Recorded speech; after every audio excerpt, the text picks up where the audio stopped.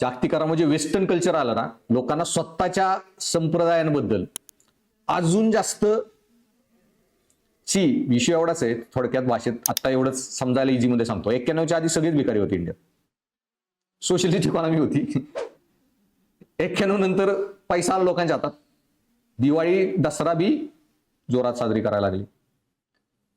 जेव्हा सगळ्या middle east मध्ये पण 91 जसं ग्लोबलायझेशन झालं ना, मग लोकांना कळलं ग्लोबलायझेशन वेस्टर्नायझेशन मध्ये आपलं काहीच नाहीये, आयडेंटिटी राहत, कल्चर डिस्ट्रॉय होतंय, ह्या सगळ्या गोष्टी डिस्ट्रॉय होत आहेत. तुम्ही कधी ऐकलं का 20 वर्षापूर्वी बिंदूर हे बैलाच्या शर्यती बैलगाड्या एवढ्या व्हायच्या, आता का व्हायला लागल्या? ग्लोबलायझेशनवर पैसा आला, लोक आपले धर्म पण चांगला पाळायला लागले.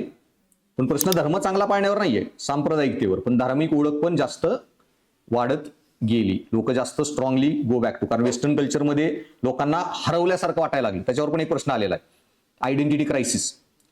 आणि मग त्याच्यामुळं लोकांचा परत गो बॅक टू, हे आत्ताचा इश्यू नाहीये. इंग्रज आल्यावर पण 2 ग्रुप कुठले पडलेले, रिफॉर्मिस्ट आणि रिवाइवलिस्ट, सुधारक आणि पुनरुज्जीवी. सुधारणावादी आणि कॉन्झर्वेटिव्हला काय म्हणतो आपण? Go back to Vedas, create Islamic culture.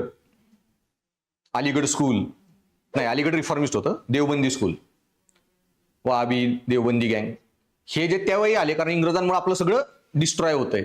त्याच्या विरोधात सांप्रदायिकता, हे सेम आत्ता पण चालू आहे.